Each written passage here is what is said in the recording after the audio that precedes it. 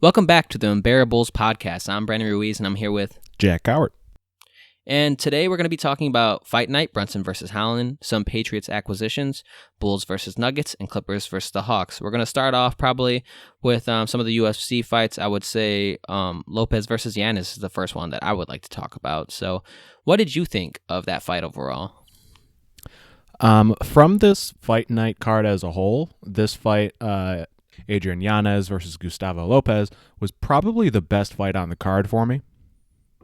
Yeah, I thought so too. It was definitely, well, actually, I think so from a striking perspective. Yes, I was a big fan of Conejo and Bays, just because I'm a big wrestling fan. But in this one, I thought it was pretty interesting to watch.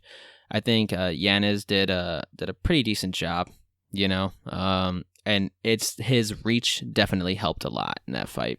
Yeah, Yanez had a 4-inch reach advantage over Lopez, and that was the key to the whole thing. Yeah, I think Lopez, he had to try to get Yanez to the ground, but he just wasn't really able to do that effectively, and it really messed with him. Yanez kind of alluded to it. He said it outright that Lopez had some real power. It was just a matter of the connection. He didn't say that last part, but he did talk about the power. And Yanez was doing really well in terms of keeping a proper space, so only he could hit Lopez, but Yanez couldn't. That he could hit Lopez, but Lopez couldn't hit him. Yeah, it was the entire fight was kind of like a methodical. I wouldn't want to call it a beatdown because it wasn't that kind of fight, but it was very slow watching Yanez slowly get control with the striking advantage, and then by the third round, the knockout punch was so quick that it confused me. Why do you say that? Like I wasn't sure what happened because the knockout punch was basically on a counter. Lopez was reaching in for a hook, and Yanez's right hand was so fast. I didn't even see him punch. That's awesome. It was so confusing to me, and I love that. Like the reason the fight was so entertaining to me is because it was the only one that just made me go, "Wait, what the heck just happened?" Yeah, people really get caught like that all the time. It's just that fast hit. You're not seeing it, and they hit you just right, and you're out. It happens a lot, and it is crazy too. If I'm remembering correctly, that Yanez kind of threw that punch at Lopez, and then he didn't even go to the ground like how they normally do to kind of attack them. He walked away. He knew it was over. Sometimes they don't call it when you do that, so it was interesting. I think they're calling it quicker now in the UFC because I think they're trying to protect the fighters, but. You really have to be moving for them to not call it now. Lopez just dropped to his knees, and the ref knew, before he was fully down. Yeah, but I know for a long time in the UFC, if dropping to the knees, they would think, oh, he's still good. You know what I mean? If he would have laid flat, even sometimes they would still let a few punches go. But I like that they didn't do that because I think it's better for the fighter's health. But I thought it was pretty cool. I mean, the way he threw those punches, I don't know. I should have looked into this, but I don't know how much of a boxing background Yanez has. But it really looked like he is a pretty good boxer. I mean, those fast hands, when the way he threw them, it really reminds me of how a boxer throws punches. Mm-hmm. And I think Lopez had power, but the quickness just wasn't there like how Yanez had it. Yeah, I completely agree. Obviously we know reach advantage is a big deal. Sometimes it doesn't work out like that, but in this case, Lopez just couldn't get in. Yeah, and I looked at some points that Lopez was a little afraid to go in too, because I think he knew that he would get knocked out. Because I think what you notice when you watch more and more fighting is that, say, especially in the UFC, I wouldn't say as much so as in boxing. I don't know for what reason, but when someone gets hit clean to the chin and they kind of get knocked down, but they're still up, and they're still in that round, or even sometimes if it's a late round and it carries into the next, it's like just one more good punch knocks him out. It just happens, and I think Lopez kind of knew in his head one more good punch and I'm done, you know? And that was the case. It was funny when, because I watched it with Emilio, who was a guest in the last episode, so listen to that if you want to know what I'm talking about. But I was watching it with him, and we both said, yeah, one more punch, and he's down, you know, we were talking about it, and he's knocked out, and that's exactly what ended up happening. It was funny because we said it, and then it happened so quickly after the fact, and because it is true. It's just what happens, especially in the UFC, where once you start you're rocked, and I think Lopez was really afraid. The fight finished like right at the start of the third round, basically. So you're right. Like when I was saying it was like a slow overtaking of the momentum for Yanez, that's exactly what I mean. By the end of round 2, like you knew Yanez was winning that fight. Oh yeah, I think Lopez was just trying to stay alive, to be honest. I mean, for after he realized he couldn't hit him, because it looked to me like he wasn't really trying to be that aggressive, and in a fight that you know you're losing, it's kind of weird to not be aggressive because it's a 3-round fight, and so you have a very short time to win. So I think I was thinking to myself, okay, so he's really betting on himself to win in this third round. Like he's gonna try to do something. Maybe he's looking for an opening to take him down or something. I don't know, but at the end of the day, it just didn't work out for him. And then he just didn't do that. Yeah. Yeah, it's tough, you know. One thing, I mean, Emilio and I were talking about during the fight was that he didn't get the same memo that Conejo got in her fight, where if someone's better at striking, you gotta take them to the ground, you know. Lopez just couldn't do it. But Yanez, though, interesting fighter. I would like to see him fight some more people. I'm interested in seeing that. Yeah, he definitely seems to be on the come up recently.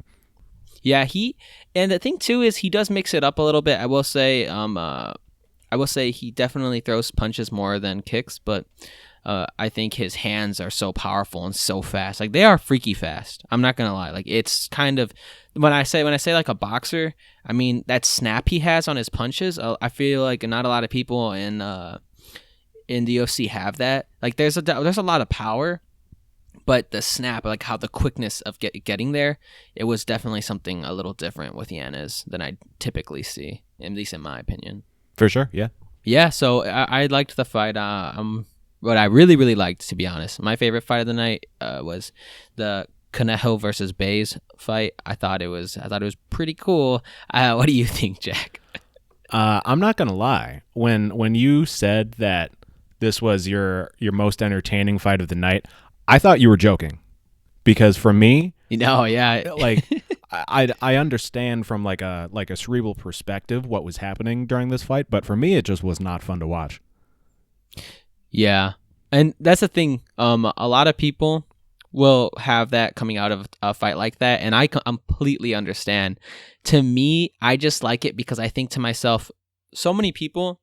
I think it's a little bit of the contrarian in me at sometimes, but so many people love the striking game, as do I. You know, they love it. They want to see people stand up right in front of each other, and they want to see them just kind of beat each other up, you know? Right. But for me, the way that wrestlers wrestle people to death almost, it feels like, you know, where you can't stop it. It seems like you can, obviously, a quick win happens through striking so easily. Not really easily, but that could happen at any time because all it takes is one punch, you know? Right.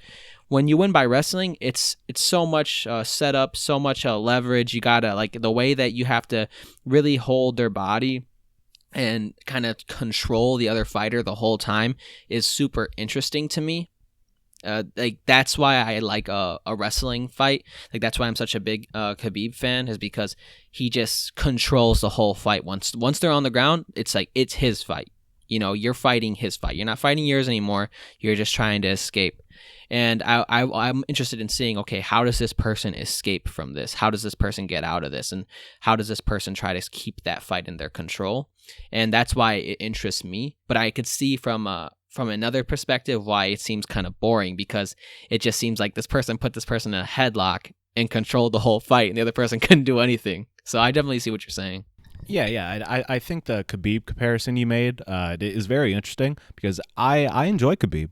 And actually, in the pre-fight like video package, Montserrat Conejo compared herself to Khabib. Like she said that they have similar styles.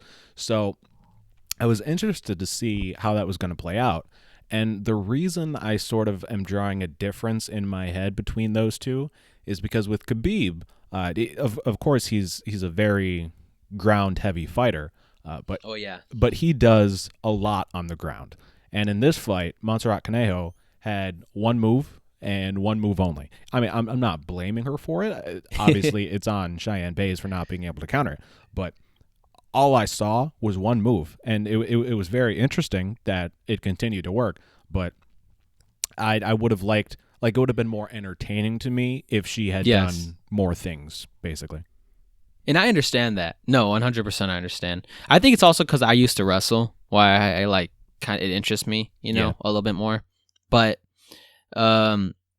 in that regard, but no, I thought it's funny. I thought it was just funny too that the hip toss continued to work. Oh, it was hilarious.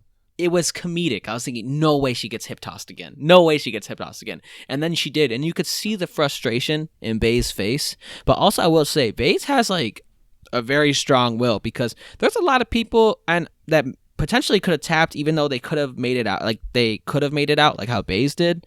But Bay's didn't give up. That's one thing I will say. That's being able to fight through your frustration so much, and I commend Bayes for that because that's frustrating. It's frustrating getting smothered by someone. The way Khabib does it though is obviously more entertaining. Khabib, I think, is a way better wrestler than Conejo is. But I liked that. I was like, how could you one move?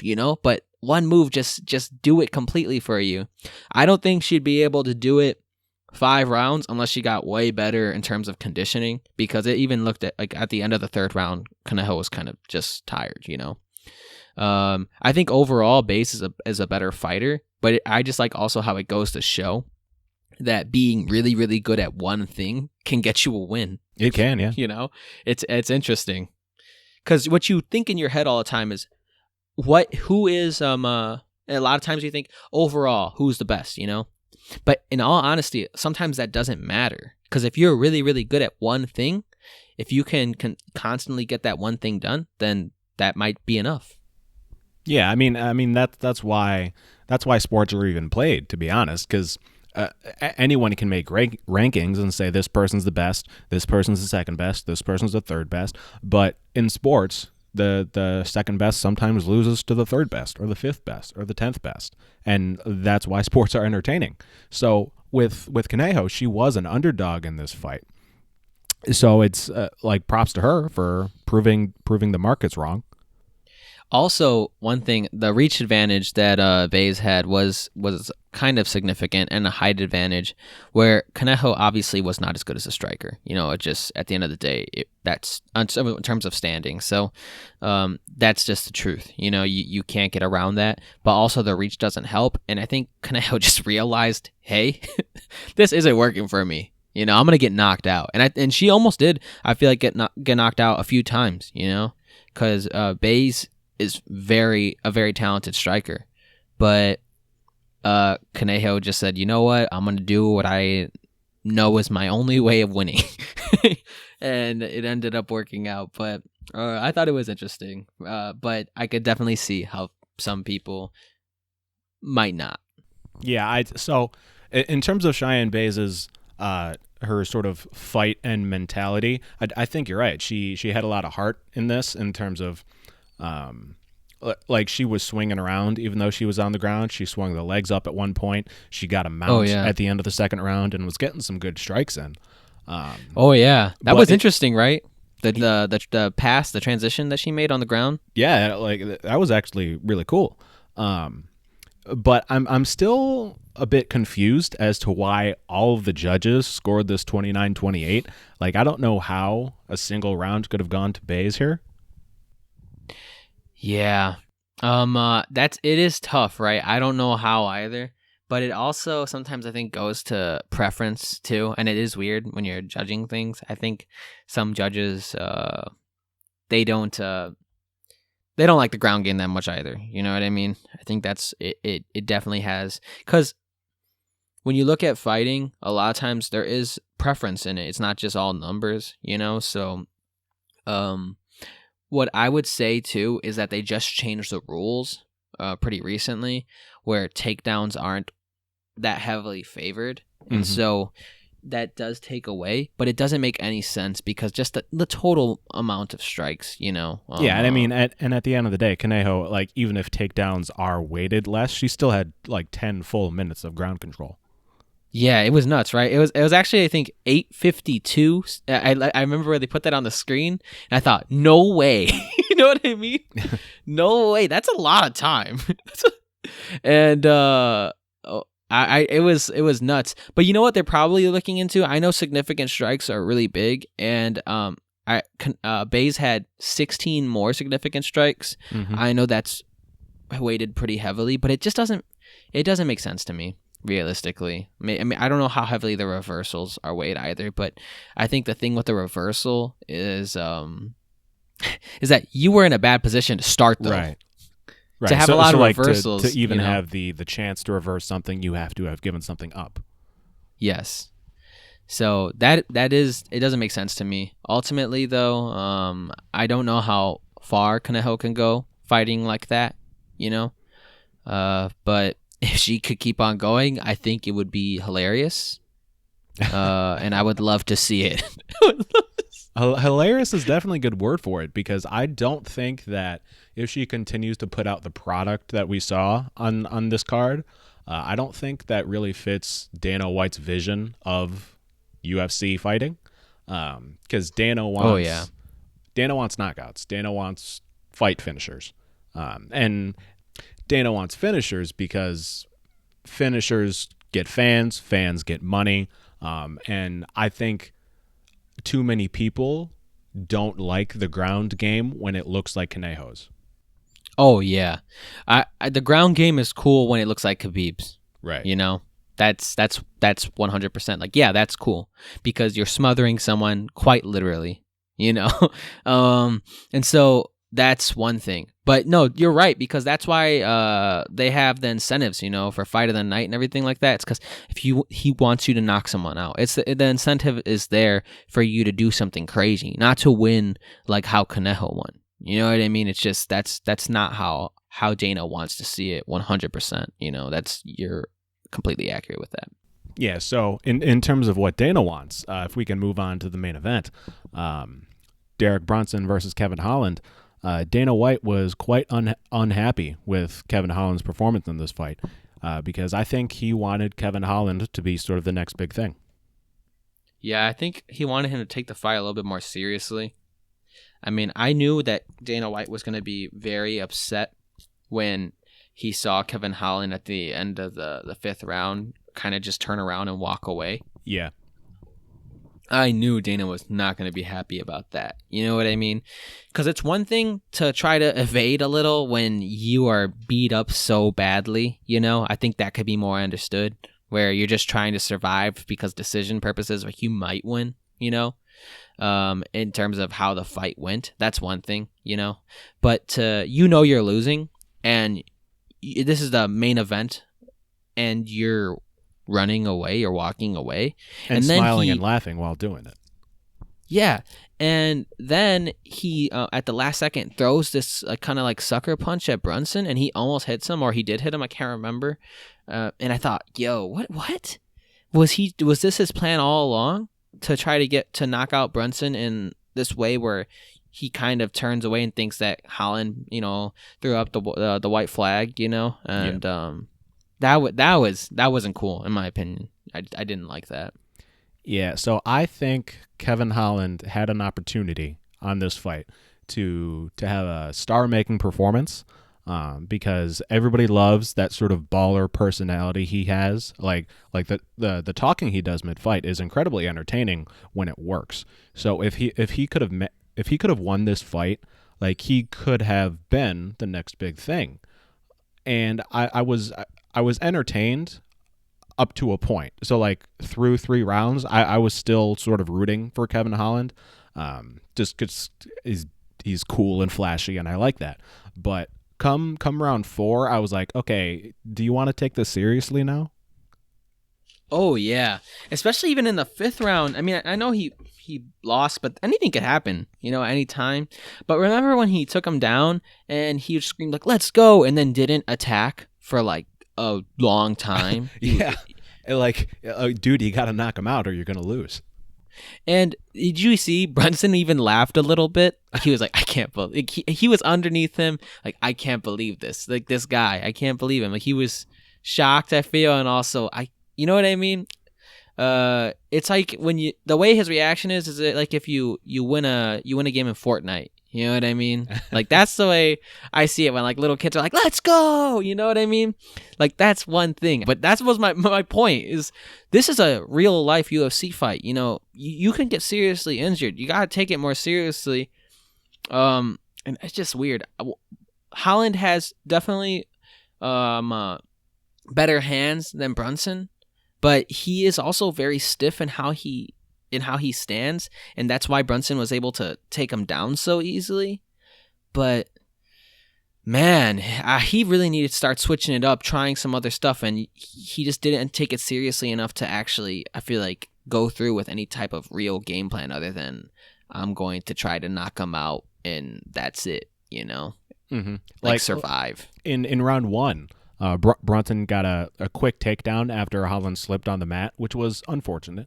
But that was only a few seconds into the fight, and Holland was content to just give up round 1.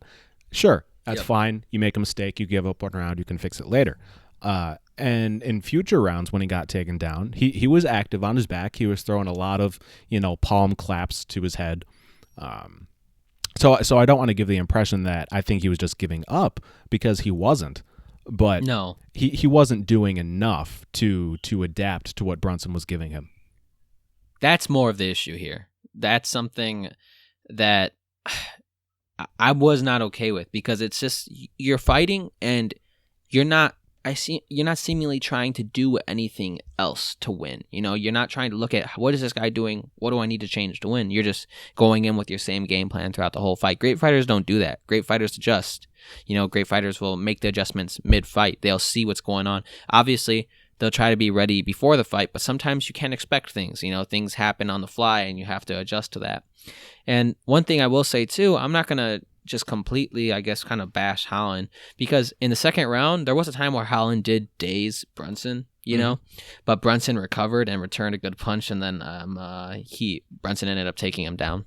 You know what I mean? And then I think he put him in a submission. And then just laid on him for 3 minutes. Yeah, he did put him into a submission, I will say. He was trying to choke him out, but Holland ended up getting out. Yeah. I think it's called a blood choke. I think that's what Bisping called it.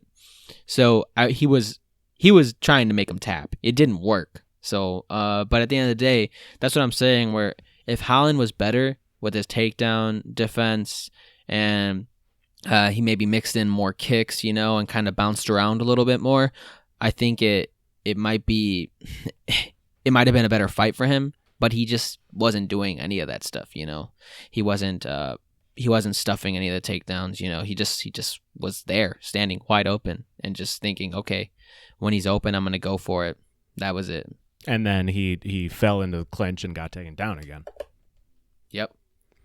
And that's the thing. Wrestling, it's kind of crazy. Like, Khabib was talking about it in UFC 259 with Blachowicz, and he told them that wrestling is power. You won because you're wrestling. Wrestling's power. And it seems to be. It seems like not always, but if you are a lot better at wrestling and you could somehow not get knocked out, it seems like you could really win as long as your conditioning is tip-top. Yeah, and for the record, in terms of conditioning, I think that's actually that's another thing that makes me sort of go, darn it, Holland, you could have had this, because Derek Brunson, by the end of the 3rd round, he looked pretty gassed to me. So I feel the door was open for Holland to get in if he was able to counter that clinch, but he just wasn't.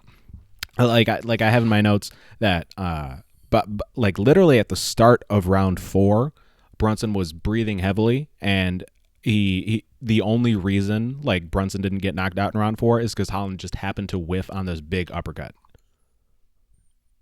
Yeah, I did notice that too. Because when I was talking about it when I was watching the fight, I said, "Well, after the third round, I thought to myself, and I also said out loud, um, Holland could still win this fight because Brunson looks actually kind of tired. I will say there was a point eventually where Brunson kind of bounced back a little bit, like probably got his second wind, Yeah.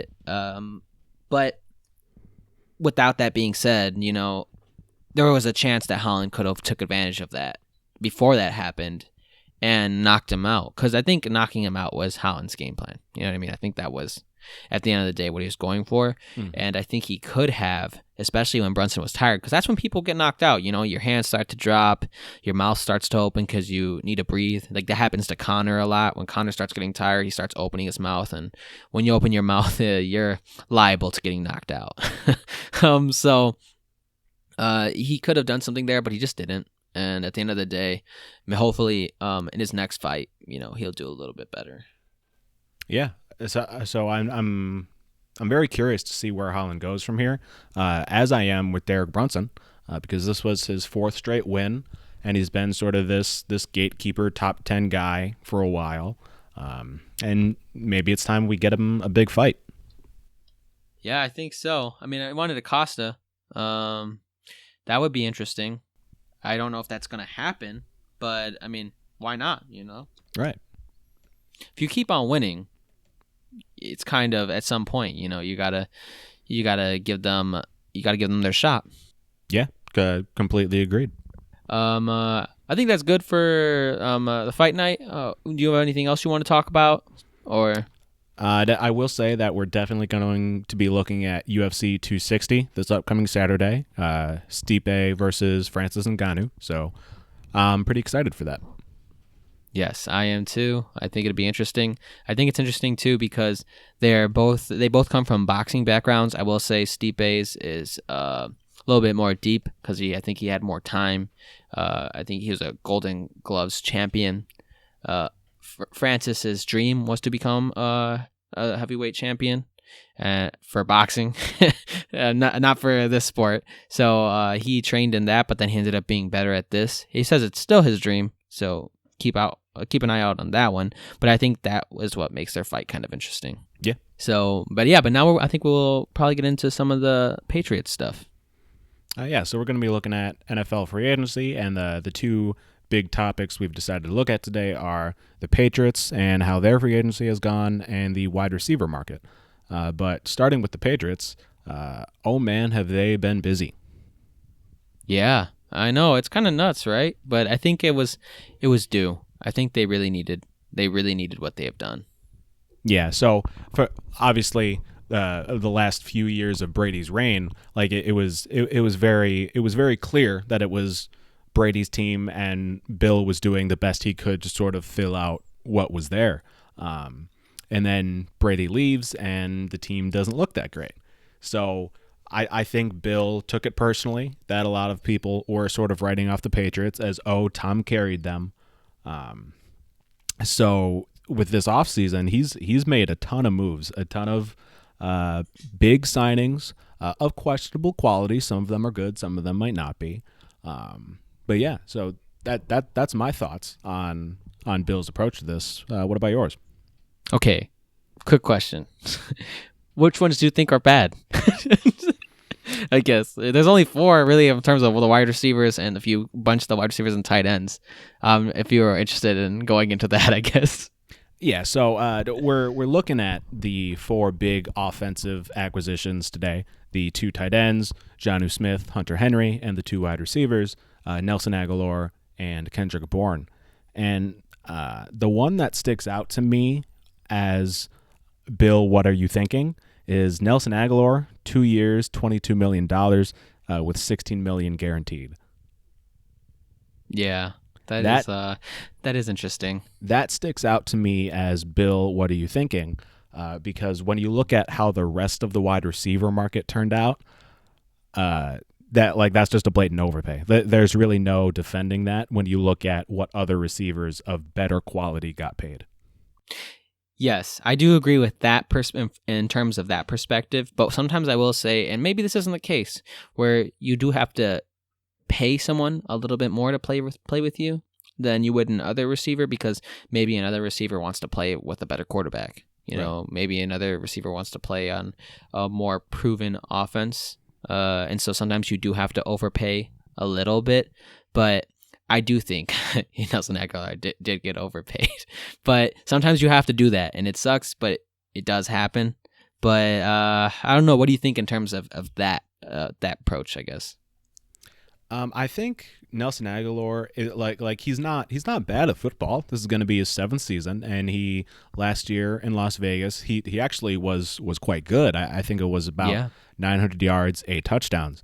So I'm not, when I say he got overpaid, it's not egregious, but $11 million per year seems a bit much to me for basically he's solely like a deep route guy at this point. Yeah, like a 2 to 3, like a number 2, number 3 guy type person. Oh, for sure. Like if you were constructing like an ideal NFL offense, you would want Nelson Aguilar to be your 3rd wide receiver. Yeah, and I think that would be good, but maybe I don't know.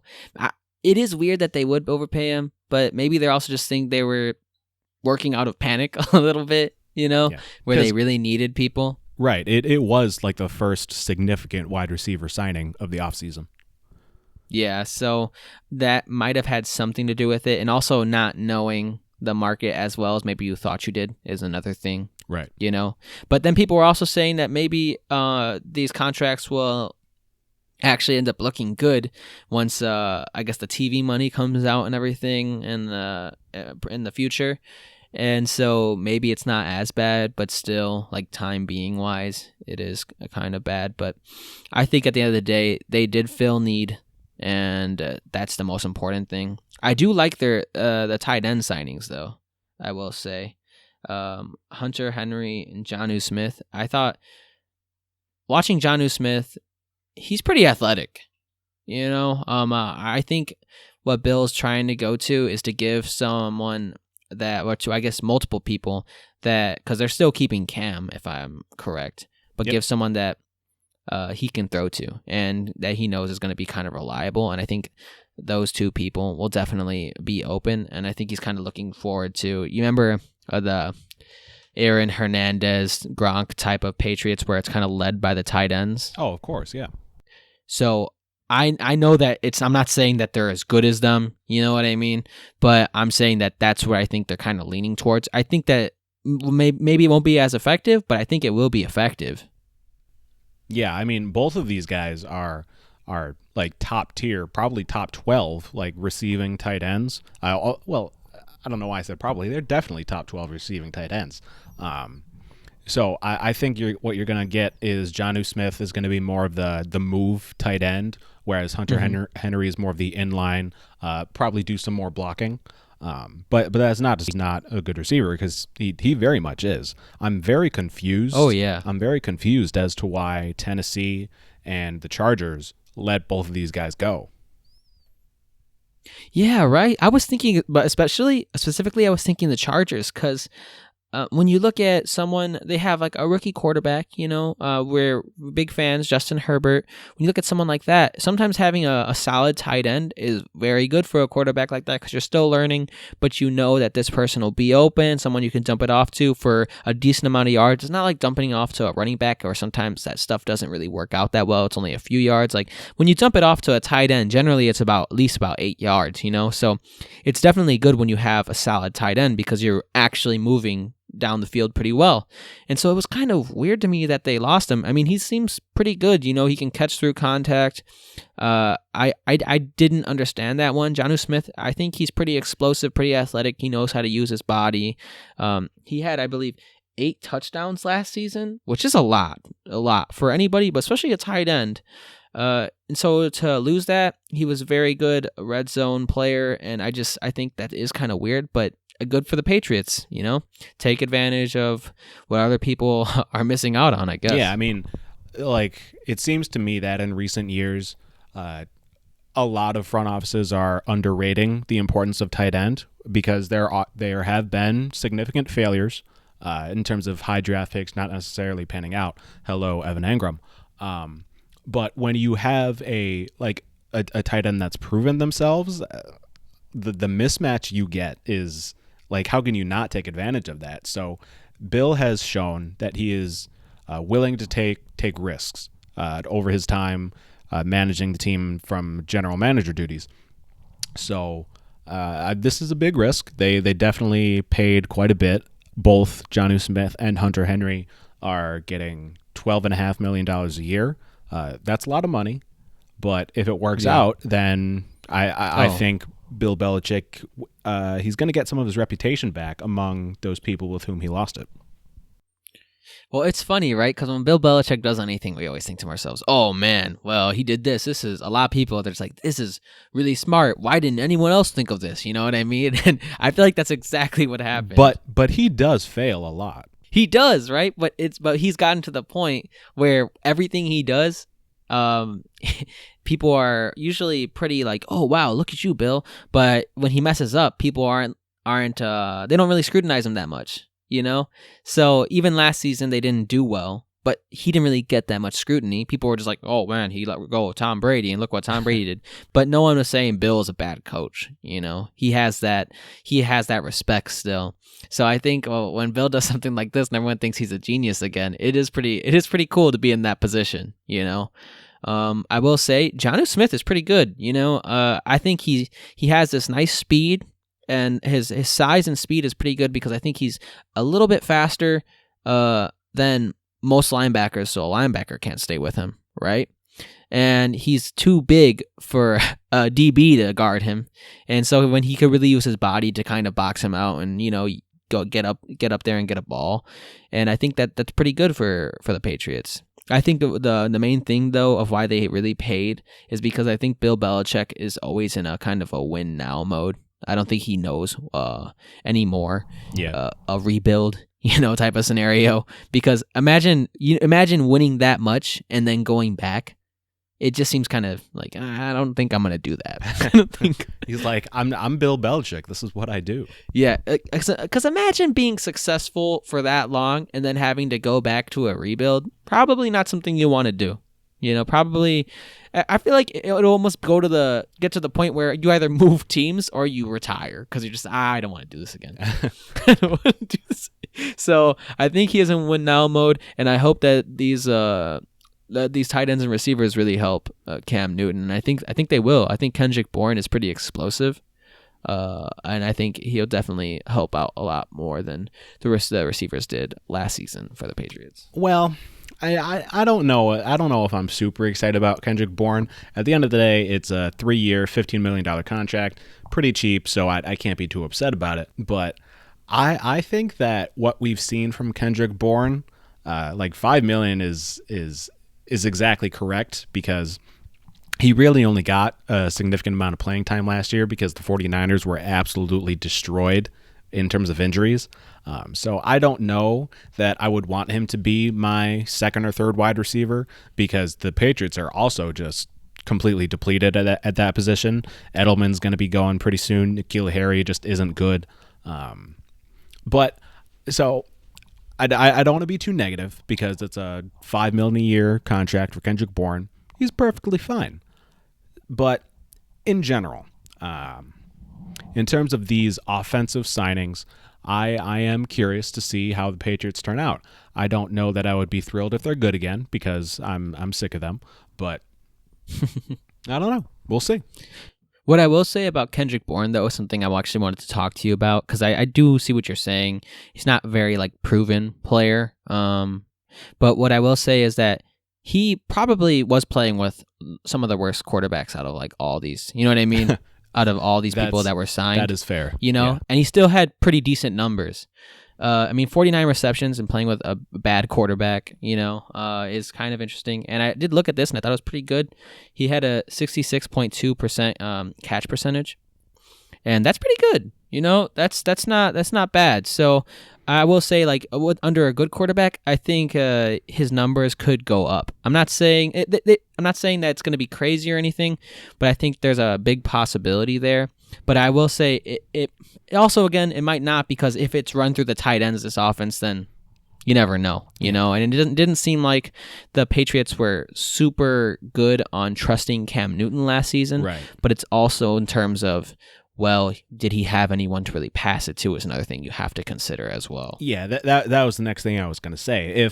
If Kendrick Bourne is moving from a bad quarterback to Cam Newton, is he really moving at all? See, no, that's a tough thing, because maybe Cam Newton isn't good anymore. Maybe that's true.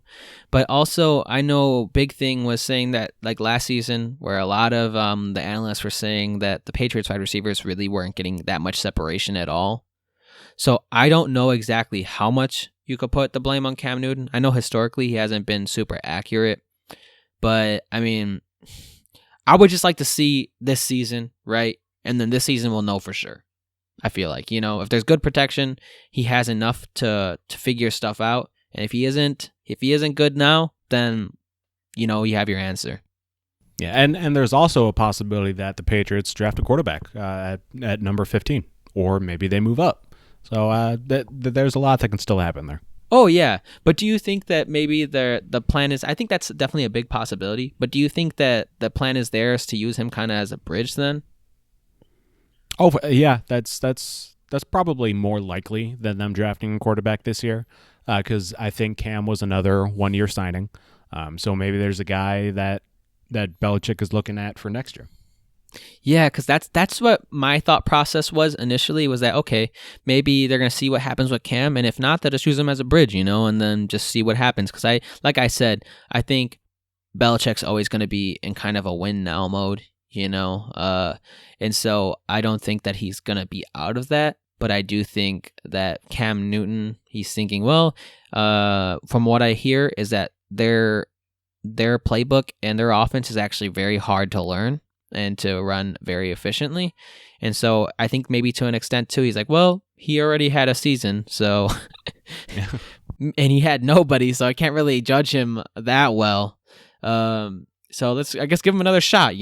I heard him talk on Brandon Marshall's podcast. I forgot the name, but I think it's I Am Athlete.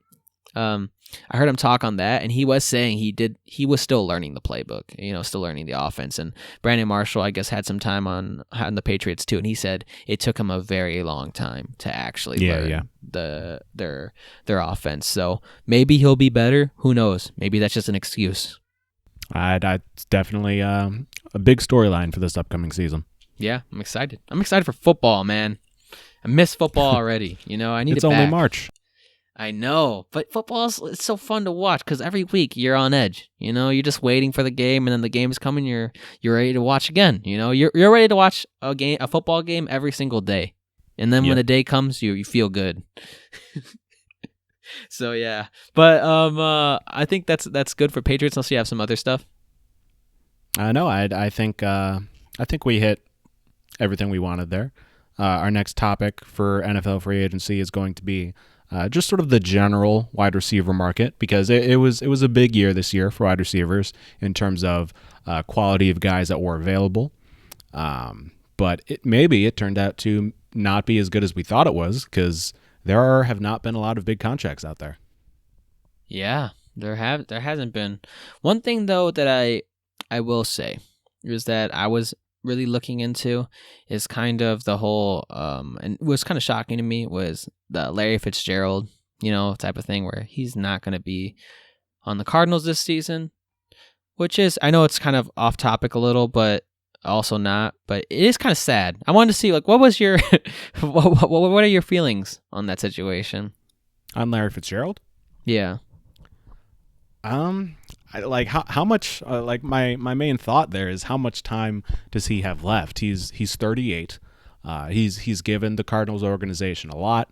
It might be very confusing that they decided to sign AJ Green for 1 year, $6 million. But in terms of Larry Fitzgerald himself, I don't know that he's going to be a major player again, anywhere really. Yeah. I think he still has some left in the tank. but not very much, obviously, because he is 38. I think he's just a smart player and somehow just knows how to, he just knows how to play the game. But it's just sad because, I grew up watching Larry, Larry Fitzgerald, and it is interesting that, almost all the players we grew up with are kind of gone, It's just Tom Brady, basically. So I was something I just wanted to talk to you about. But are you surprised that Sammy Watkins hasn't been signed yet? Surprised that he hasn't been signed. Yes, because when you look at some of the guys that have been signed, like for example, I'm just gonna pick a name out of the list right here. You got Terrell Williams, 1 year, $4 million on Detroit. I don't see why Sammy Watkins can't get a 1 year, $4 million contract. Like I'm not a big Sammy Watkins fan, but I think you can still pay him $6-7 million. Do you think that it's maybe he thinks he's worth more than he is, and that people aren't willing to pay that? What's going on, or what do you think is going on? There's definitely something to that, because his reputation has taken quite a hit over his career. He was supposed to be like this huge deal, but he could never put it together anywhere. Like he's definitely flashed like some skills worth having. But maybe you're right. Maybe he hasn't come to terms with the fact that he hasn't put up the production that he thinks he's capable of. And I guess it could be tough, especially because he's had some good contracts. He's gotten paid pretty well. And when you're going, wait, why am I not getting paid like this again? What's going on?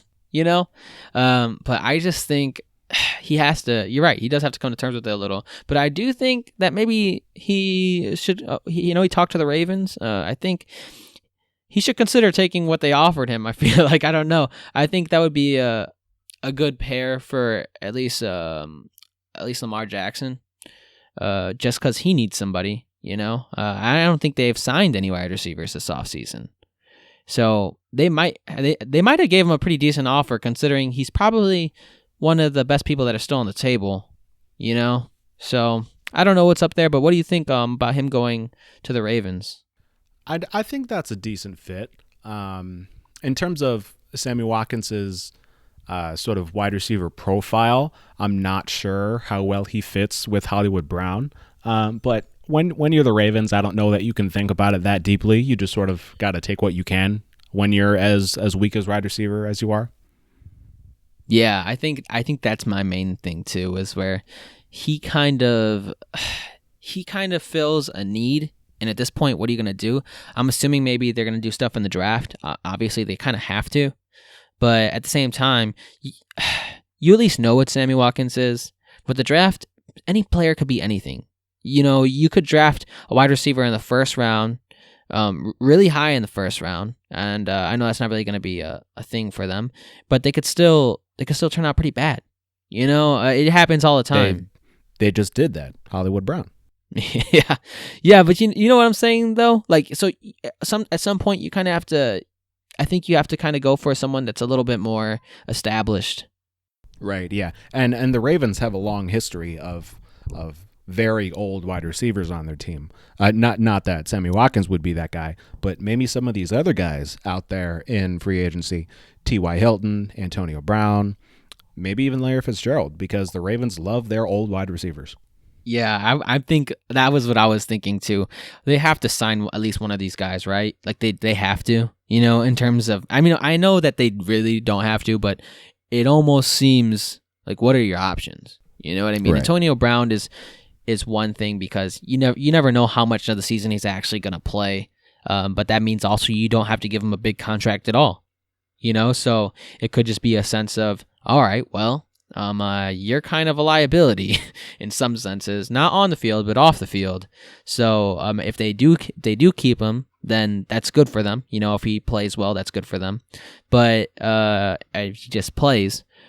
But at the end of the day, it's not that big of a hit. But I think, maybe T.Y. Hilton, maybe Sammy Watkins, Larry Fitzgerald. I think Larry Fitzgerald he could be good in the slot for them. Because he's a smart, like I said, he's a smart receiver, so he knows kind of where to and how to get open. He's not going to do anything crazy for you, but at least you'll have someone that could be reliable in catching the ball. Oh, yeah, for sure. Because, like we said, the Ravens just need anybody.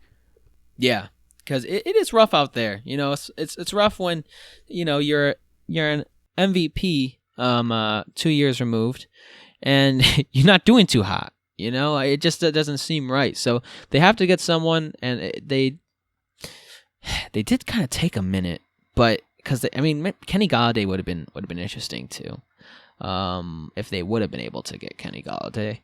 I don't know how easy that would have been, you know, but I mean he had what he signed for.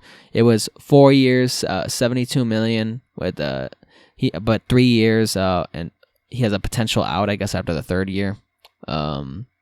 So I don't know. I just kind of think to myself, they really kind of messed up there. It was just, I know I'm talking a lot about the Ravens, but I'm thinking, you know, they could be a good team. You know, but they need help. Right. Yeah. So that's just something I wanted to talk to you about. Like the Ravens are so depleted on offensive playmakers that they actually needed to rely at one point on Dez Bryant in the year 2020. That's Dez Bryant, who hasn't been good at football since like 2014. Dude, I just want to hear you say Dez Bryant again. You know what I mean? You're like, Dez Bryant. Let me reiterate myself. Dez Bryant. Yeah, and it was interesting, though, because they weren't catching. So, yeah, they needed to get somebody. And they were also super reliant on Jackson's running ability. You know, and yes, it is good, but sometimes it's like maybe that should be more like supplemental. You know what I mean? Like right.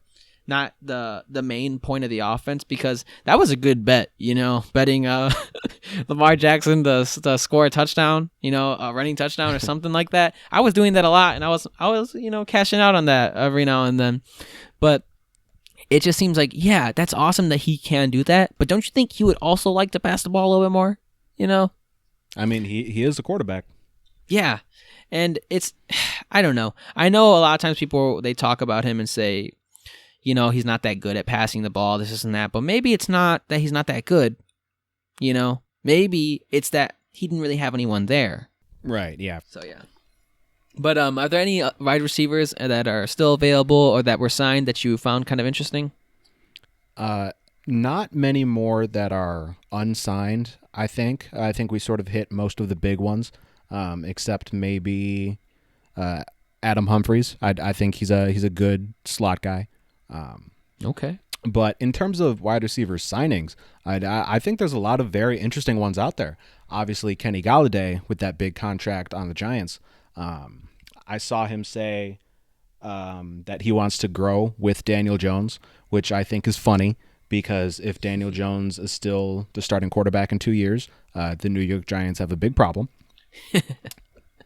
That's funny. I thought earlier in the year you said, well, you're not. So what you meant when you said earlier is like you're not out on him yet, but you're kind of like you suspect of him a little bit. Daniel Jones? Yeah. No, I'm full out. Oh, okay. Because I thought you said that at one point. Maybe it was a slip up. It could have been a while ago because I remember at one point I was holding out hope, but come the end of the season, like yeah, I think you got to move on. I think there's almost no chance they do move on this year. Yeah, but I don't think he's their long-term solution. But in terms of Kenny Galladay, good for him. I mean, $18 a year, that's a very big contract, and I think he deserved it. He's been the big talk in Detroit as they started to lose Golden Tate and all their good wide receivers. Like everybody knew Galladay was going to be the next big thing. So good for him to get that bag. Yeah, good for him. I didn't know if it cut out for a second, but I think you said $18, but $18 million a year. $18 million, yeah. Yeah, it's like you're like get a bag, and I was like, I just wanted to clarify there. Just that would have been dude. I would give him 19 to play for the Bears then, 100%. Personally, I'm like, I'll give you one better. But sorry, I'm gonna personally pay Kenny Galladay his salary. Imagine I'd be a hero. You would. But yeah, I mean, good for him. Well, I also wanted to ask you about Juju's idea. You know, of like he wants to stay with the Steelers for one more season. See, like, and he's there. He's signed a 1 year, $8 million contract. Yeah, what do you think of that? Because I feel like he could have went to maybe someone better, for that same price, like a real contender. Juju Smith-Schuster, there's been a lot of discussion about him in all football communities, just the regular like talent scouts, the fantasy scouts. He's a very divisive player because obviously he had that great season being the number 2 to Antonio Brown, and he's sort of fell off since then. But I think he's still a very good slot receiver. So for him to get $8 million, I'm reading that as a hometown discount. I think he wanted to stay in Pittsburgh and was willing to take less money to do so because sometimes guys just like where they are. And I'm not going to fault a guy for wanting to stay with the life he's built for himself in a certain city.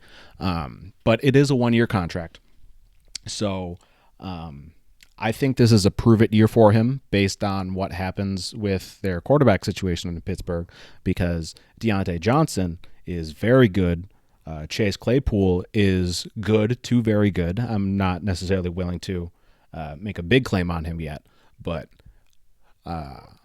Juju Smith-Schuster is also good. So it might be tough for him to get what he wants out of this. Yeah.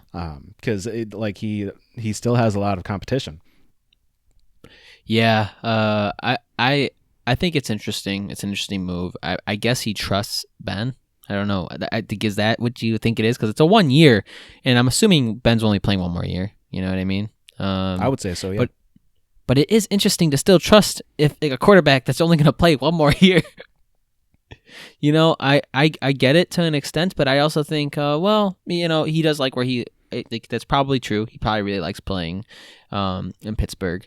But at the same time, if it's a one-year deal, then it just seems to me like you're going to be moving anyways, at least. And like you said, there's other good options there that they're going to have to pay. So, I don't know. I thought it's kind of odd. I don't know. I just think, just in terms of looking at Ben Roethlisberger and thinking to yourself, are they actually going to win? Because when you sign a 1-year deal, normally it's and you could sign more somewhere else. It's usually because you think that, okay, we're going to win a Super Bowl this year. You know what I mean? Like, we're going to be contenders. Right. And I think that's just kind of funny. And watch them win, though. Now I'm saying this stuff. Just imagine that. But I think that's kind of funny just because I don't see Ben Roethlisberger winning a Super Bowl. I could be wrong, but I just don't see it. It's weird because their season was so good in the beginning, and then it just kind of fell a lot. But I don't know. This move doesn't really make sense to me in terms of moving forward in your career. Yeah, and also in terms of the wide receiver market as a whole, that $8 million for Juju, in a regular year, I would look at that and say, wow, that's a massive underpay. But how the market has panned out on the whole this year, it actually seems kind of in line, because I feel like pretty much every significant wide receiver signing, except Kenny Golladay and Nelson Aguilar that we've already talked about, has been an underpay. Wide receivers are not getting paid very much this year. What stands out to me is $10.5 million for Will Fuller for 1 year to Miami. I think he's worth far more than that. Curtis Samuel, $11.5 million for 3 years to Washington. I think that's a very, very good deal for Washington. Yeah, it is a little weird, but maybe they're doing this because they're making some adjustments, because you do have to take into account how much quarterbacks are getting paid now. And obviously the cap situation, with the cap coming down this year and the big TV deal coming in 2 years, there are a lot of factors here. I just find it interesting that wide receiver is the position that's sort of taking a big hit. Yeah, right. But it almost does make sense, though, because I will say that, because you look at in the past, right, wide receivers are getting paid like crazy out of nowhere, just kept on climbing and climbing and climbing. And then those teams, they didn't really, I feel like, succeed, that paid the wide receivers like crazy. And so when you look at that, you go, okay, maybe not. Maybe we don't do that anymore. And maybe that's what happened. Maybe it's more of a, okay, well, what did that actually do for the teams like that have these super high paid wide receivers? At the end of the day, they didn't win a Super Bowl, then, was it worth it? I don't know. You know what I mean? So maybe that's the case, because then you look at, because it happened with running backs too. You know what I mean? Running backs used to get paid crazy all the time. And now no one wants to pay a running back. So maybe more people are just thinking, all right, well, we have to save this money for something else. And I'm thinking the quarterback is definitely the position that they're thinking about, because whatever's happening with the cap right now, I don't think that that's going to affect how quarterbacks are getting paid. It's going to affect everybody else, just not them, for some reason. Yeah, I don't know if I necessarily agree that wide receivers should be taking a significant hit like this, because analytics-wise, I think there's a lot of data to support the running back thing in terms of running backs not necessarily being worth their money. Whereas with wide receivers, I don't feel as though that's the case.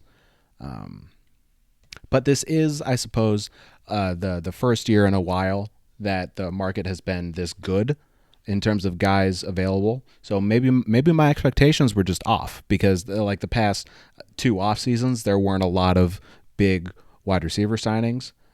But you look at 3 years ago, the 2018 offseason, that's when Sammy Watkins signed for $16 million a year, and the Bears got Allen Robinson for $14 million a year. So maybe you're right. Maybe my expectations for the market were just off. Maybe also, too, if the cap wasn't moving, it would be closer. You know what I mean? Like, in a downward way, it would be more like that. But it's also, too, I just don't know. Eventually quarterbacks are going to get paid like $50 million a season. Like, it's going to happen. It's coming. And so I just think that affects players, and why good wide receivers get paid really well. And I think at the end of the day, you really have to think to yourself, oh, they're one of the highest paid players on the team, but you got to think, okay, well, where are we going to make the cuts here? And I guess it seemed like that's where the cuts are going to be made, because if you look at, the only reason why I say that is just because when you look at a contract like Dak's, and I know the money is spread out kind of weird, so like it doesn't affect the cap because I think of like signing bonus stuff and everything. But regardless of that, I mean, Dak's still getting paid around what I don't know exactly, but I think it's definitely over $40 million a season, right? Let me pull that up. Give me 1 second here. Okay, but I think it is, and if that's the case, that just means that that's what quarterbacks are going to be getting paid if they're your franchise guy. Like it is what it is, and they're doing this knowing that the cap is going to be an issue. They could have, like, realistically, if it made sense in terms of, since the cap's going to go down, you should pay them less. But that didn't happen because quarterbacks they get what they want. As long as you're good, you get what you want. Yeah, so Dak Prescott signed 4-year extension for $160 million, $40 million a year, and that number has been steadily rising over the past 5 years. I know Carson Wentz. I think Carson Wentz was in the 32 region when he signed his extension. That's nuts. So I don't know, like 6 years from now, maybe 5, we're going to be seeing $50 million a year contracts. And Carson Wentz isn't even regarded as a type of quarterback as Dak Prescott is. I mean, so just imagine, you know what I mean? Every year when rookie contracts expire, the top guys from that class are by default the highest paid quarterback of all time. They have to be. Yeah, right? That's interesting how that works out, But yeah, maybe I think it'll go back with wide receivers making good money. I just don't think, like, they are obviously still making good money, but making what kind of like what they're used to, like when you're saying the Allen Robinson, Sammy Watkins thing was going on in those years. But right now, I think they're just trying to play it a little safe with the other positions, just not the quarterback position. But yeah, so that's good for me. If it's good with you. Yeah, in terms of NFL free agency, I think a lot of like the big stuff has already gone down. I'm sure there will be something interesting to talk about next week. But yeah, it's almost draft season. Almost. I'm excited. But I was also excited when I was watching that Hawks Clippers game. From last night. Yeah. It's pretty interesting. Yeah, I thought it was pretty good. I mean, at the end of the game, first of all, Luke Kennard took over, which is interesting to say. He definitely it was a Luke Kennard takeover. But also Terrence Mann was playing really well, and Kawhi Leonard he sealed the deal. But before then, the Hawks, I don't know if it was they were doing really well or the Clippers were just not doing well, Like it is hard to tell, I guess, but I think it was more of the Clippers were not. Yeah, I think you're completely right, because if I remember correctly, the Hawks were on a streak coming into this game. So this was an important matchup for them to get one of the top seeds in the West, sort of see if they can hack it. And you're right, for most of the game, well, maybe the first half and a little bit into the third quarter, it looked like that was the case. Like they were just playing better. But halfway through the third quarter, Ty Lue pulls all the starters from the Clippers. Kawhi goes out, Paul George goes out. Everybody who you sort of think about when you think of the Clippers, they took them all out. And Terrence Mann and Luke Kennard. And I think they went on a run where it was a run where it was 80-59, I think. And those next 37 points, 31 of them came from Terrence Mann and Luke Kennard. It's nuts, right? It's funny though, because when you think about it, I mean, it was the right move by Ty Lue, clearly. But what's it called? I think Kennard had 20 points in the game, and all of those came in 18 minutes. And he also didn't even play in the first half. He just came in and just took over. And it is cool. It's also cool that they won the game, and I like this win probability thing. But in terms of the third quarter, with 3 minutes 25 seconds left, they had the Atlanta Hawks had a 98.4% win probability. Yeah, I mean, it was just like we know a bit about fourth quarter meltdowns as Chicago Bulls fans, but the Hawks did the same exact thing. Yeah, they did, and it was like it was incredible. Like, and to some degree, like from the Hawks' perspective, like they still played okay during the fourth quarter, but these guys on the Clippers just did not miss their shots. Luke Kennard went 8 of 8 from the floor, I believe, and then once Kawhi came back in, sort of partway into the fourth quarter, like you said, he sealed the deal. He hit two deep threes, and he was excited about it. Like, you got something special happening when Kawhi Leonard is emoting. Yeah, it was interesting because, all right, so he had this rebound that helped sealing the deal, and that led to a basket, and then he had a block, and then he hit a 3-pointer. You know what I mean? So oh, dude, that block was so that was just yes.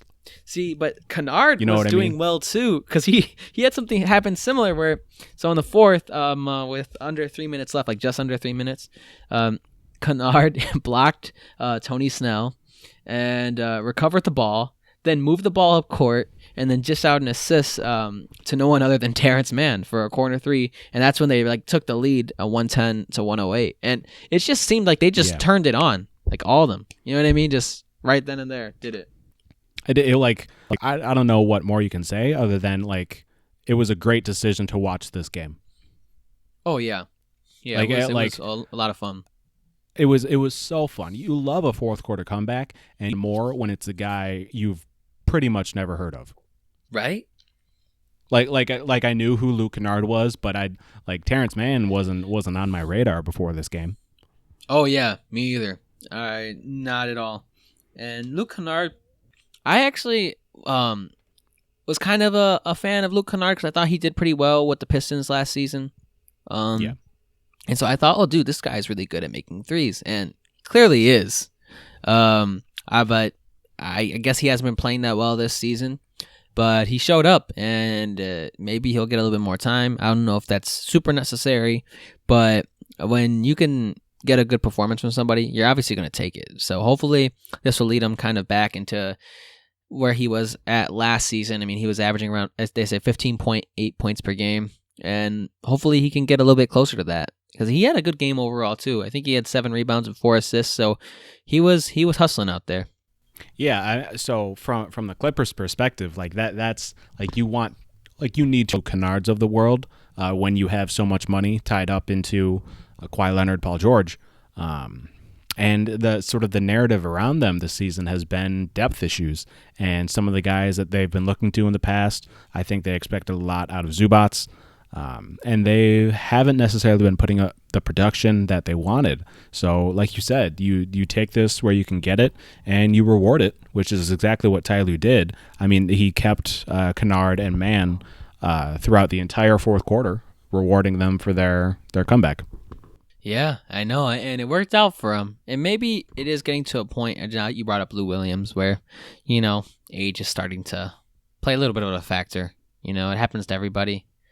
I mean, he was averaging 18 points a game last season, 12 this season, and he still can, score and everything like that. But I do think he's 34 years old. There eventually it has to come sometime. Yeah. So maybe we're getting to that point.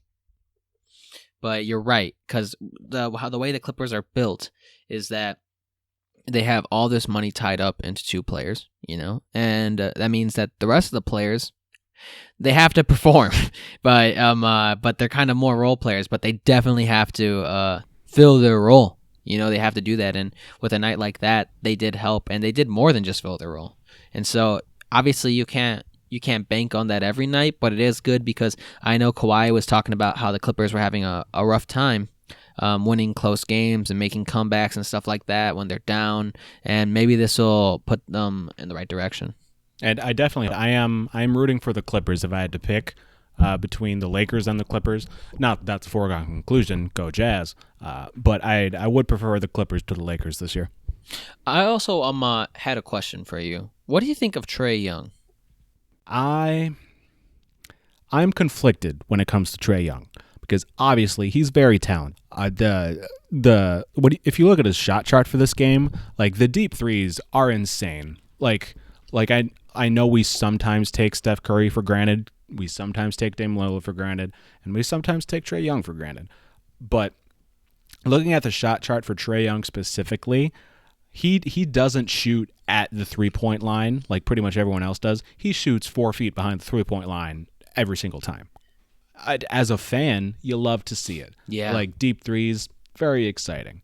But the reason I'm conflicted on Trae Young is he has been starting to follow the same foul baiting path that made me a James Harden anti-fan.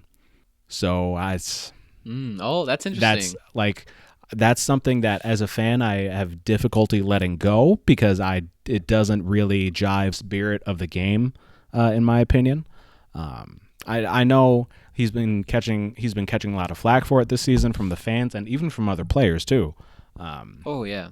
So selfishly, I hope he stops doing that. But at the end of the day, I think he's all-star quality, like lower tier all-star quality.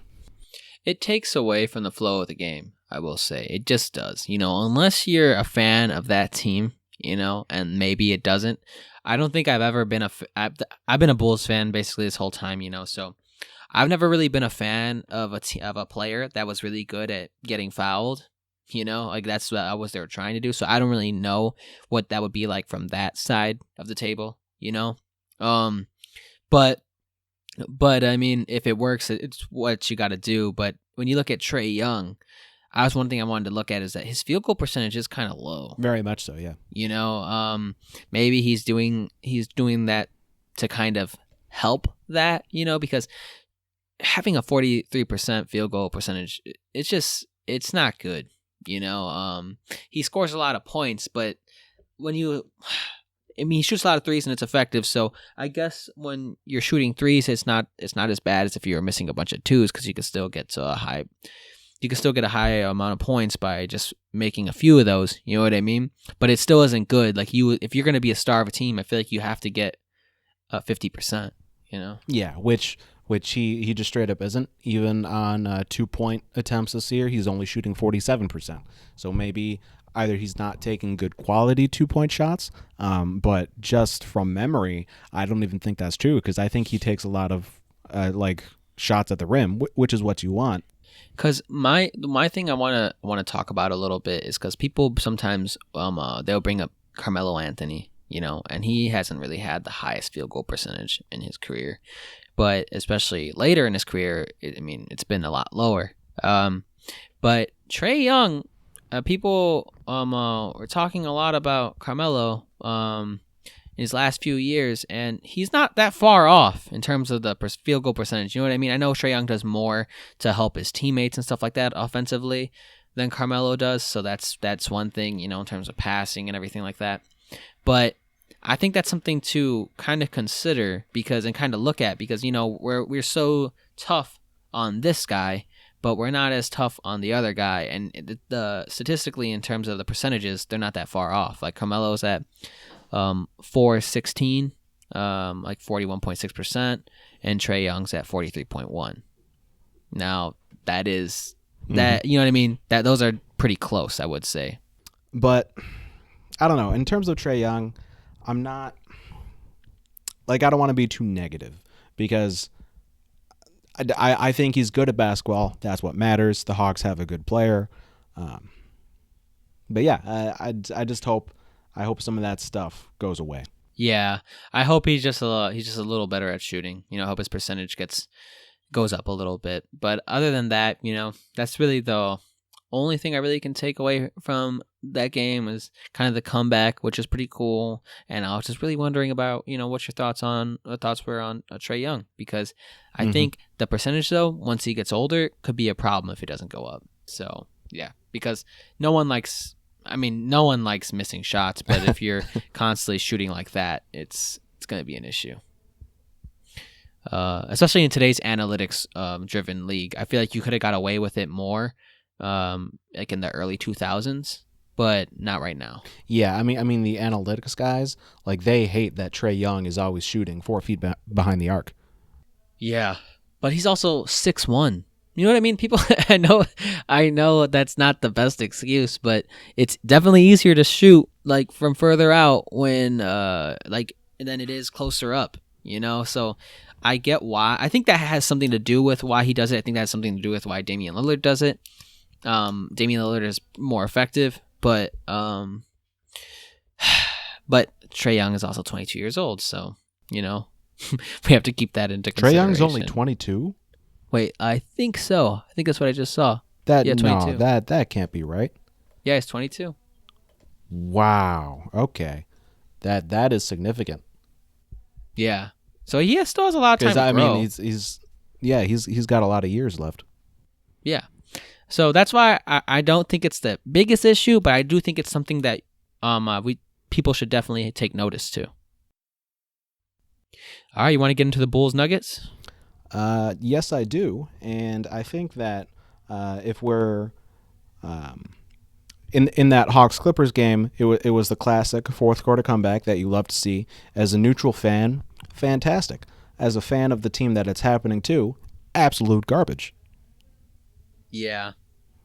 So that's exactly what happened in this Bulls Nuggets game on Friday the 19th, and it was so heartbreaking because the Bulls were playing so well, and then you get to the fourth quarter, and I could just feel it. It was long before it actually started to become hopeless, but you could feel it coming. The Bulls had just done this against the Spurs with a terrible fourth quarter meltdown, and you could feel it happening with Jamal Murray and Nikola Jokic taking over, and it's quite the shame. I don't want to say I'm not disappointed because I am, but that's like I've been saying, it's the hallmark of a young team. If you can only rely on one guy to be scoring in big moments, you're not going to win games. Yeah, that's true. You know what this reminded me of, though? I remember when I said that I wasn't that disappointed from when the Bears signed Andy Dalton. Oh. And I said, because I'm just used to it. I'm just used to it. That's what that reminded me of right then and there, where you're just so used to the Bulls blowing leads, and just that's the same issue. It's the same problem where you're used to these bad things happening. You shouldn't be, but you and are because it happens all the time. I've double checked. I've double checked to make sure that I'm not blowing this out of proportion, and I'm definitely not. This was the Bulls' 22nd loss of the season. They had played 40 games at that point. 10 of those losses were by 4 points or fewer. 10 losses, 4 points. Yeah. That is absurd. Yeah, that's a matter of just, executing at the end of the game. And the Bulls just sometimes they have a hard time doing that. But what I will say is that it did seem like to me that Denver was having a little bit of a rough time getting it going in the beginning, but eventually they figured it out. And when they figured it out, Denver's the better team, so it does suck, but it just seemed to me, okay, well, Denver has this figured out, so we're not going to win. It is what it is. And while that doesn't make you feel good, but it's just, you know what I mean? That's what happened. At least in my eyes, that's what happened. And you're right, the Bulls are a young team, but when you look at someone like Denver, they just have way more firepower than we do, and consistent firepower, with that being said. Yeah, Nikola Jokic is insane. And if I can pat myself on the back here a little bit, a couple weeks ago, I did mention the fact that Nikola Jokic probably should be the MVP frontrunner, and the media wasn't there. But now the media's there. Because they're starting to pay attention to not only the numbers that he's putting up in terms of box score stats. He obviously had a huge game against the Bulls, but just in terms of his advanced, analytics presence, I think if he were to win the MVP this year, it would be. Yeah, I think so too. I think he's a very special player. He has, it seems, almost eyes in the back of his head sometimes too when he's passing the ball. Right. That one pass where it was a full court pass. He got the rebound just right away, and the Nuggets scored. And that's the thing. That's the thing you don't really expect from most big men, But Jokic can do those types of things, and I know it might not. It's not as crazy as it is in today's game, because I think big men are becoming more and more athletic and more able to, in terms of capable of having so many different types of skill sets, and their skill set is just way bigger, but the thing is, though, it is a big deal because the way he does it, it's almost like he does it like a guard, he's just a little bit slower, but he does pass the ball like a guard does. Right. So I do like the way he plays. I think it's pretty fun to watch, and it's not really when it's against your team, but yeah, I hope he gets the MVP this year. Yeah, I think he's putting up crazy numbers. Agreed. And Jamal Murray as well. He was the other star this game. I think both Murray and Jokic had 34 points. And Murray was the one who hit the shot to send it to overtime. It was a 3-point shot, and he was completely wide open because Thaddeus Young played it quite poorly. He ended up trying to help on a Jokic drive when the Bulls were up by 3. So that is unfortunate. But was there ever any doubt that Jamal Murray was going to hit that shot? No, I thought he was going to hit it. Yeah, it was so certain, because that entire fourth quarter was the Bulls missing shots, the Bulls terrible turnovers. Zach LaVine, Kobe White both had a boneheaded turnover between them. Mm-hmm. And I'm looking at it right now, and with 45 seconds left in the game, 45 seconds, the Bulls were up 114 to 108. That's a 6-point deficit to cover in 45 seconds, and there was no doubt in my mind it was happening. Yeah, but that's just it goes to show you too, like what you said. It's a combination of the Bulls being a young team, but it's also a combination of the Nuggets being a really good team. The Bulls are on the come up, but they're just not there yet. But this is the growing pains that you get when you're taking this route. Yes. And, teams have to go through it. It is what it is. But it's not fun to watch at times. There are times where watching a Bulls game is very fun, but sometimes when they do stuff like this, it gets a little frustrating. Yeah, like we talked about last week with this, it's nice to be optimistic again. It's nice to have hope again as a Bulls fan, because thinking about this, last year, 2 years ago, the Bulls would not have been in position to have a fourth quarter meltdown. I would have turned the game off by halftime last season. Yeah. It's But true. I mean, I guess the reason there's so much disappointment in my voice is because we finally have high expectations. We want Zach LaVine to be the all-star that he is. We want the veteran presence to help the young guys like we know they can. So it's frustrating when it doesn't happen, but it's a good frustration. Yeah, it's because we care and we actually, you're right, we have expectations. I wish Wendell would have played better. It is what it is. I will say there was one time where I did see a dunk that I liked. First quarter. Like, okay, Wendell. First quarter, he said, "My name is Wendell Carter," and he did that. And he dunked right on Jokic, and Jokic said, "Oh, that's not what's happening this game." And then that's not what's happening. And then he pretty much made no more noise for the rest of the game. He hit one more 3-pointer, but that was it. Yeah, and then Jokic, he scored pretty frequently after that happened. You know what I mean? Like, I feel like Jokic felt a little disrespected, and he thought, do you know who I am? I'm Nikola Jokic. Yeah, and the way Nikola Jokic plays, he's not going to go up to you and just be all up in your face, but he'll definitely score on you many times. Yes. And that's something that he did. So it is frustrating watching these Bulls games, I will say. But sometimes it isn't. Sometimes it is good, which I am thankful for, because it did suck watching the Bulls games a season ago. It was pretty bad, you know? But now it's not always like that, so that's good. I will say, though, the Bulls win probability was pretty high for most of the game. Yeah, they just ended up losing. Those win probability charts for the Nuggets game and the Spurs game, like, they're actually pretty funny to look at. Yeah, because the Bulls at one point had 98.3% win probability in the fourth. 98.3, and it dipped down, and then it went back up. You know, it dipped down, so like the Nuggets were like more favored to win, right?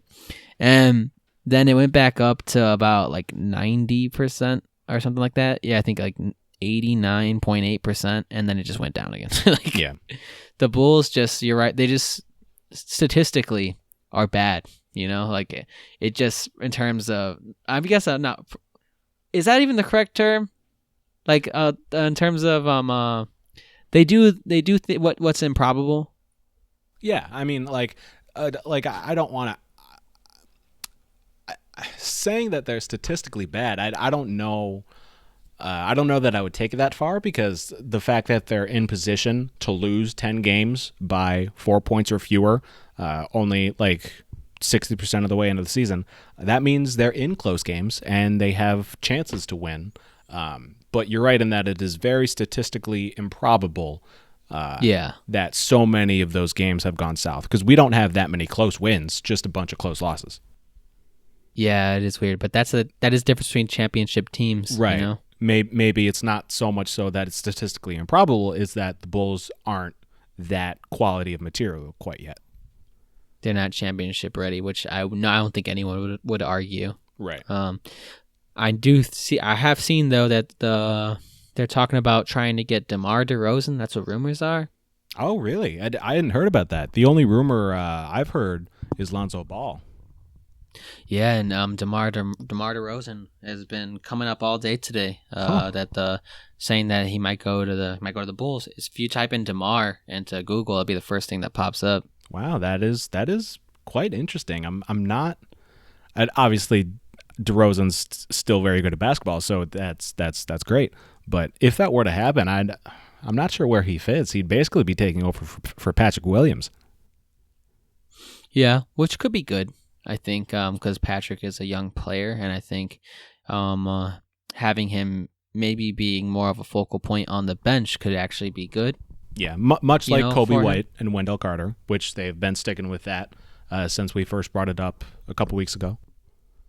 I think sometimes, being on the bench and being more of a focal point kind of leads you more into actually being a good starter, because you have to start learning how to take control, take over, and then maybe that'll help you do it when it's your time, to actually be the man, So I would be interested in seeing how that would work out, I think that they probably would have to trade a pick. Right. But At the end of the day, DeMar DeRozan's still a good player, so it would be interesting to have a more consistent player. I don't know that I would like that for the season, to be honest, because if the Bulls were to trade for DeMar DeRozan, you're right, they would have to give up a significant asset, either a player or a pick. And to me, trading for DeMar DeRozan would be a signal that the Bulls are trying to win and make real noise in the playoffs right now, this year. And as optimistic as I am long term, I just don't think this is the year for that. Yeah, I could see where you're coming from with that. I think though, that if they do that trade, that Otto Porter would be gone too. So right, that I was thinking the same thing. I think that might take away a little bit of the, like, I'm not too okay with the pick being traded, but not having Otto and having DeMar instead, I think would be good future wise. But the pick, significant upgrade, yeah. Yeah, but the pick is a little concerning. But I don't know. I mean, they are. I think that's the thing. I think they might be trying to actually take a run, which would be interesting with this team. The Bulls have playoff potential. I'll put it that much. And if you can make the playoffs, theoretically, you can win the championship. Yes, and that is true. But I also think that having a more consistent scorer like DeMar DeRozan could actually help the Bulls in a lot of these situations where they lose close games. Right. I think because the entire season, it's been Zach LaVine taking the last shot every single time, and unfortunately, it's not going down at a high clip. Not holding that against him, but it would be nice to have another option for sure. Yeah, and so in terms of looking at it like that, then it's okay. I know DeMar is a little bit older now, so that's something to consider. I don't know his exact age. He's 31, so I would say he probably has 3 more good seasons, for sure, as long as like barring injury, That would be ideal, yeah. So I guess at the end of the day, for me, if he does have those 3 more good seasons, then maybe it's not so bad. But because the Bulls aren't going to have a good pick anyways, and what's the way it's looking. So at the end of the day, well, what if you get a good player and you do what you can do, Yeah, there's a lot still to happen in the NBA because, as we've been talking about, the East is so close, and the Bulls' range of outcomes right now is anywhere from the 4th seed to probably like the 12th seed. Yeah. Yeah, so I just think that I think to me that if anything, it would be interesting, and I think that the allure is there, because I just want them to have one other consistent scorer, and because that would be interesting to see. But I don't know. I don't know how this Lauri for Lonzo stuff would go. What do you think about that, though? Oh, is Markkanen sort of the big piece being talked about in the Lonzo trades? Yeah. I don't know, because I am a Lowry fan. I think that he's probably not met the expectations that we had for him, but that doesn't mean he's not worth it. He's an inconsistent shooter. He's an inconsistent defender, but that when he flashes very well, and I think he fits like sort of archetypically into what the Bulls need. Like the Bulls don't have any other players like him, and a player like Lauri Markkanen, I feel, is very important in the NBA, but so is a player like Lonzo Ball. That's true. Lonzo has been shooting better this season, so that's something to consider. But Lauri is hard sometimes because he just hasn't been panning out. If Lauri pans out, then yeah, a player like him I think is super valuable. If he's just a little bit more consistent, like even if he just averaged like 16 points a game, you know what I mean, and did it well, like not by shooting a bunch of shots, you know what I mean, and missing, and you get 16. But if he did that effectively, then I'd be like, yeah, no, we should keep him. You know what I mean? Lauri Markkanen actually is averaging 17.7 this season. Oh, really? It just doesn't feel that way, huh? Right, yeah, because Shooting percentage wise, his numbers are better than they feel. I'll say that much. He's shooting 48% overall and almost 40% from three. I think it's probably because of game fluctuation, that my brain is not, that it just didn't think that he was scoring at that clip, You know what I mean? Because sometimes he does have these just bad games and you think, what is going on? For sure, yeah. You know what I mean? So I guess that's one thing. Okay. But I feel like the consistency, I feel like I just want that more. Maybe he can start giving it to us. I mean, I don't know. I do think that recently he has been playing a little bit more aggressively, which is good. But yeah, but I don't know, man. I've been waiting for Lowry to wow me for a while now. He is only 23, so that's something to consider. I don't know if any of these trades are actually going to go down, and so we could see how he plays throughout the season. But I'd definitely be more interested in the DeMar one, I think, than the Lonzo one. I don't know. For me, I'm more of a... I feel like I tend to look to the long term almost to a fault. And Lonzo is more of a long-term piece to me, so that's where my brain goes. I like youth, and like we said, DeMar DeRozan is 31. But at the end of the day, I think you're right. DeRozan's a much higher quality player, far more proven, has something that we need in scoring. So either way, if either of those things happened, I'd be pretty excited as a Bulls fan. What I will say, though, is the interesting thing, is that if we had Lonzo, like, he's the type of player that would make Lowry look a lot better. So yeah, it's true. It's weird that, that's the way it'd be, but Lonzo could potentially be better, though, than DeMar would be for the Bulls, because maybe he makes everybody else look a little bit better. Right. Maybe he finds people that are open a lot more. Maybe he makes the passing way better in Chicago. That's something to consider. I don't think it'd be bad. It's just more of the scoring is what seems to be the really big issue here. You know what I mean? So the consistency of it, and I think DeMar gives you more of that.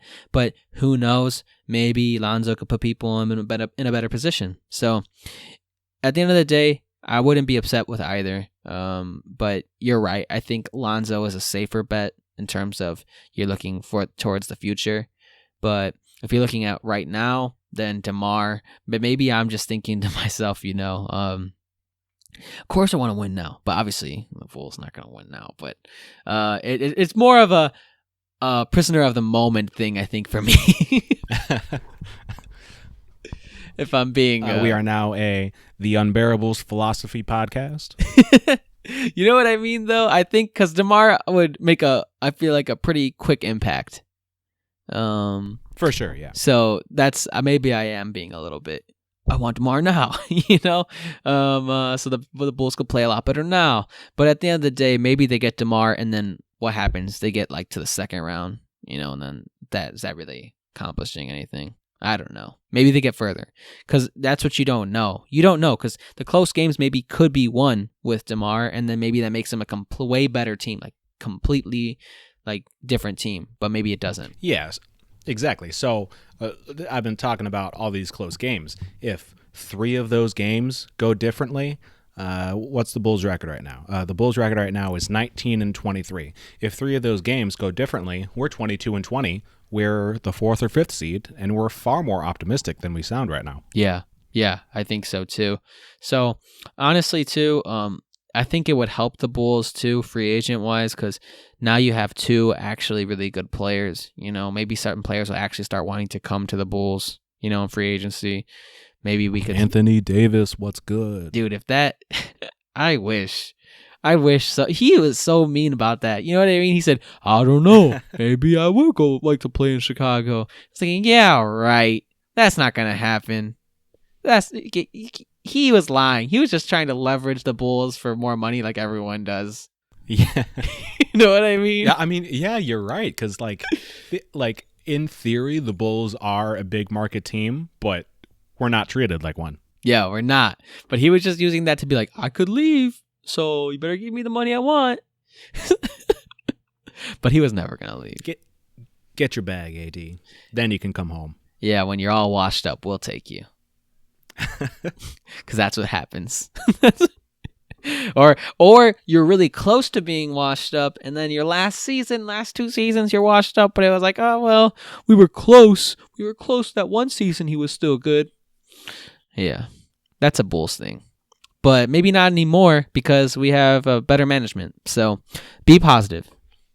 Optimism is good, Bulls fans. Yes, I know we don't have it sometimes, but also sometimes we do. So you can't fault us, really. We're just being honest with our feelings.